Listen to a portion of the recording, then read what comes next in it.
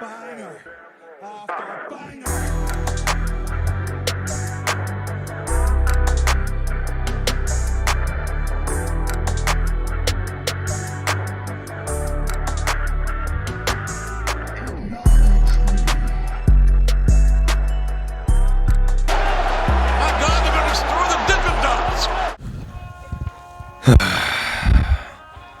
Why, Jimmy, why? Why'd you have to do it, Oos? Why'd you have to do it, Jimmy? That's your brother, bruh. That's your brother. Well, guys, another SummerSlam in the books. It's your boy Big Hero Chris back at you with another one. If you're new to the channel, go ahead and subscribe. Give me a thumbs up. Ring the notification bell. Hit me up on Twitter, X, whatever, TikTok. Hit me with the community post. Yeah, SummerSlam in front of over 59,000 people in Detroit, Michigan. And I gotta say, man, I'm kind of mixed on SummerSlam. Now, I was expected to be a little bit more excited to talk about this show. Not saying it was bad, but it wasn't necessarily the greatest SummerSlam ever. It was alright. It was an alright show. Let's just get into it, man. It started off good. It started off really good. It started off with a hot match. It started off with Logan Paul taking on Ricochet. And like I said, man, this was a really good match. It was really fun. Logan Paul, I think this is Logan Paul's 7th match. And can you guys imagine just how good Logan Paul would be if he wrestled more, right? I mean, this dude's nice after only wrestling 7 matches, right? Overall fun match. Ricochet did the damn thing, but it wasn't enough for him to win the match in front of his fiancée Samantha Irvin. Logan Paul won due to shenanigans. Like, it was pretty back and forth, man. There was some pretty good heel work from Logan Paul. There was even one part where Logan Paul did the Hulk Hogan leg drop. He did the big boot into the Hulk Hogan leg drop. I'm like, I'm sold. Logan Paul is better than Hulk Hogan. But yeah, man, Logan Paul won due to shenanigans. One of his friends got him some brass knucks. He knocked out Ricochet, got the 1, 2, 3, beat Ricochet in front of his fiance, made Samantha Irvin say their winner, Logan Paul, and he was like, come on, say it again, and Samantha Irvin looked like she was fed the F up. She was sick to her stomach. She did not look like she was feeling that at all. So next up, we had where the show kind of started to kind of, peter out a little bit for me, because next up we had Cody Rhodes versus Brock Lesnar, and I'm like, all right, so they're getting this match out the way early, but I'm feeling that it's going to be a good match.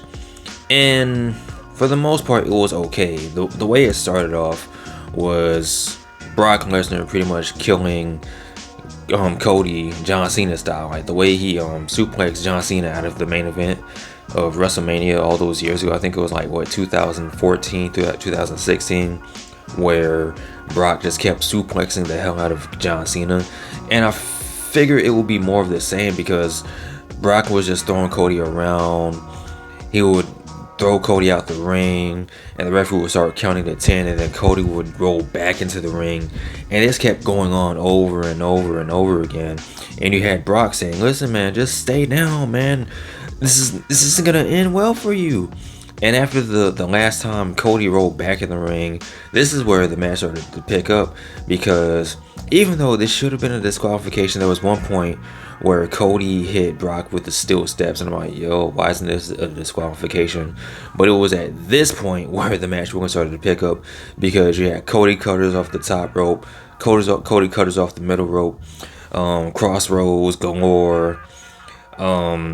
Cody ended up winning the match. There was even one point where Cody locked Brock Lesnar in the Kimura. I'm like, okay, I see you, Cody.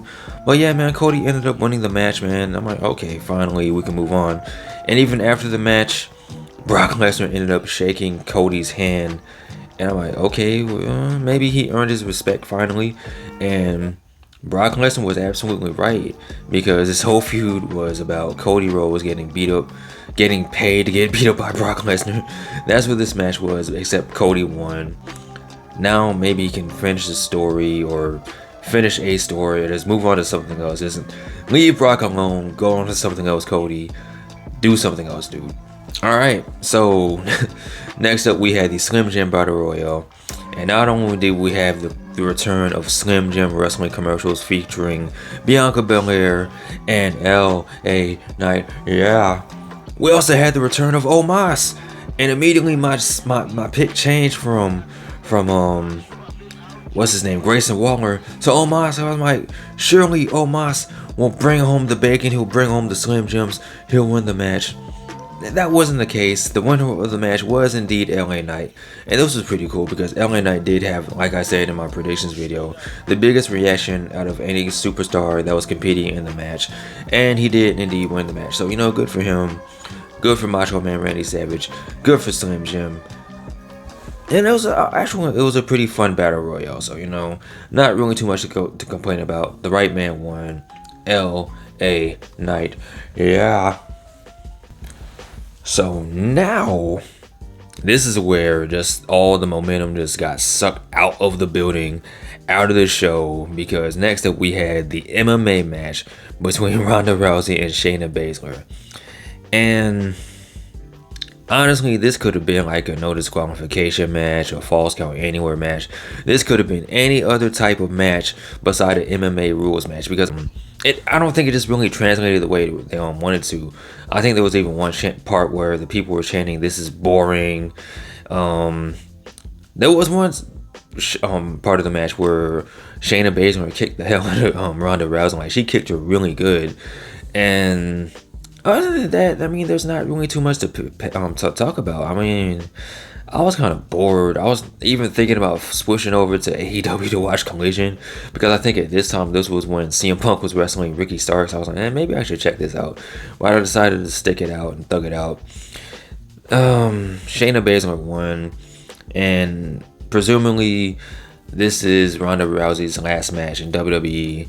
I don't know if forever, but it's her last match in the WWE for this foreseeable future, so whatever. Hopefully this does, though, lead to a big push for Shayna Baszler, but this match was ass. This match sucked, man. Luckily for us, the next match was Drew McIntyre competing against the Intercontinental Heavyweight Champion, the Ring General Gunther. And this match was exactly what I thought it was going to be. Hard-hitting, brutal. It was pretty much a fight. There was claymores and chops and power bombs and all types of things that I was expecting from this match. It was just brutal. Like, both these men's chests and bodies were just beat up and scratched up and just bruised up. Gunther ended up winning with a power bomb. And it's always interesting to me how Gunther never really wins with like one consecutive move, meaning like he'll win with like a power bomb or a clothesline or a splash off the top rope. That's what I really like about Gunther. Also, the last thing I will say about this match was I always enjoy the way the Imperium makes their way to the ring and Gunther takes his jacket off and Ludwig Kaiser does a little twirly thing. That's badass to me. Gunther is still your Intercontinental Champion, on our way to beating the Honky Tonk Man's bum ass record. Let's go. Alright, so now we had Seth Rollins versus Finn Balor. And Seth was already starting with the shenanigans. Finn Balor made his way to the ring first. He had the word 7 written on his chest, marking the fact that it's been 7 years since he's been Universal Champion. Hopefully Finn Balor was looking to change his stars, to change his destiny, to overcome the demons that is Seth Rollins. That wasn't the case, but Seth Rollins was on his bullshit early. He came out, he had his nice robe on, he took that off, and it revealed the ring vest that he had, and that's the same ring vest that he wore when he injured Finn with that buckle power bomb to the barricade. So automatically he's in Finn Balor's head. And for the most part, this was a really good match, man. Really solid match, really solid work. They were both hitting pedigrees. Finn hit a pedigree. And then there was one part where it looked like Seth was gonna win, but of course, you know, wherever Finn is, the Judgment Day isn't too far behind. So I started off with Damian Priest coming out first. He had the briefcase. I'm thinking, okay, maybe he's gonna cash in and turn this into a triple threat match, but that was kind of a distraction. And then not too soon after that, you had Rhea Ripley and Dominic come out, and they were causing distraction. So the story from this point was Damian really trying to help Finn, and he was like, yo man, I got the briefcase, I'm gonna distract the referee. And I don't know if Finn thought that Damian was trying to cash in on the match or ruin the match. So Finn was like, nah, I don't want no help. And Damian at this point, he just looks disgusted. Dominic, he's trying to do his best to cause a distraction. Rhea's just there looking fine as she can be. And there was one point towards the end of the match where Damian just slides the briefcase in, and it looks like he's trying to distract the referee. And Finn was trying to go for it, but as Finn was going for it, Seth came out of nowhere and stomped his head onto the briefcase. Damian was trying to distract the referee, and then as soon as he saw this, he just jumped down and just let the referee do what he was going to do. And there you have it, 1, 2, 3. Seth Rollins is still your WWE World Heavyweight Champion, and Damian Priest looked absolutely disgusted. He looked fed up. He looked frustrated because he was trying to help his boy out, and Finn wasn't having it. He was just paranoid. He was in his own way. He was getting stuck in his own mind, and it ended up costing him his redemption. It ended up costing him the World Heavyweight Championship. Now, we had the triple threat match for the WWE Women's Championship match. You had Asuka defending her title against Bianca Belair and Charlotte Flair. And first things first. Bianca Belair, oh my gosh, she was looking so fine. She came out, she had a little blonde in her ponytail, just coming out with just looking like a chocolate goddess. She was looking good. Ring gear was looking good. And I gotta say, the match was fine. It was sloppy in some parts, mainly from Charlotte, you know. The one thing I've always noticed is that whenever Charlotte goes up for that moonsault from that to the outside, she never hits it. Like she always misses it. But there was plenty of times where it just looked really sloppy. And the crowd was kind of in and out of it. Like they were really turning up for Bianca whenever Bianca would get on offense. And, you know, when Charlotte would do a little bit, you know, they would woo and whenever she would do the chops. But it didn't really start picking up until Bianca looked like she got injured, where she got tossed over the top rope and she landed hard on the outside of the ring. And it looked like she was injured, like she hurt her knee. And she was being carried out. And as this was happening, the match was still going on. Like Asuka and Charlotte were doing their thing, and it looked like Charlotte was gonna win. She had Asuka locked into the figure 8, and then Bianca came back in. She hit the 450 splash, and then this is kind of where the match started picking up, because then you had Asuka, no, not necessarily Asuka, but Bianca and Charlotte going at it. Charlotte had Bianca locked into the figure 8, and it looked like Bianca was about to tap out, and then Asuka sprayed Charlotte in the face with the poison mist, and then somehow, some way, I don't even know how she did it, but Bianca got Charlotte. Was it Charlotte or was it Asuka? Anyway, she got the most devastating move in all sports entertainment, the surprise roll up locked on one of those two, and it looked like she won the WWE Women's Championship, well, because technically she did. And as she was celebrating, Iyo Sky comes out, cashes in. She hits both Charlotte, and Asuka with the briefcase. Here's Bianca with the moonsault. Iyo Sky is the new WWE Women's Champion.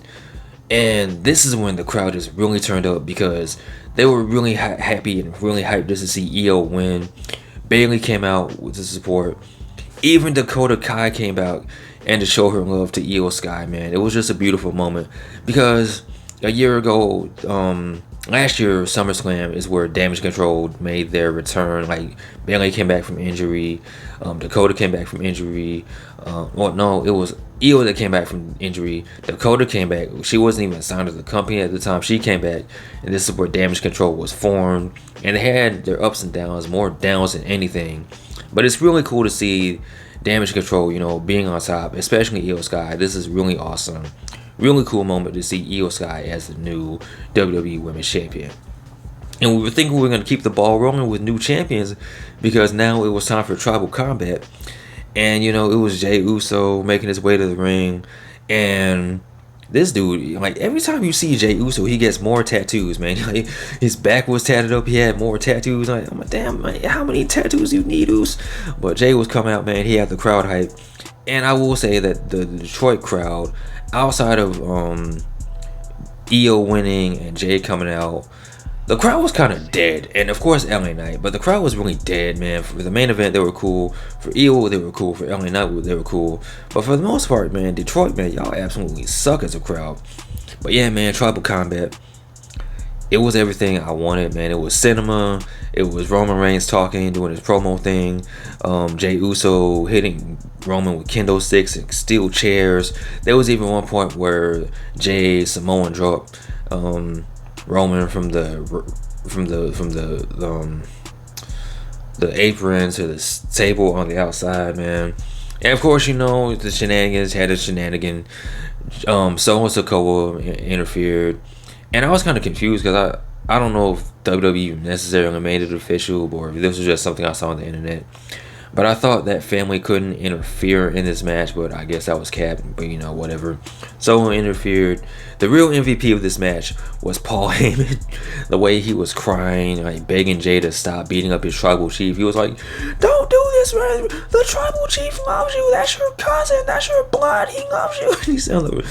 He's on the sidelines crying. He has the tribal chief leg. He's like praying to it, and he's just crying and praying to Roman Reigns. So Paul Heyman has just been the real MVP throughout this whole thing.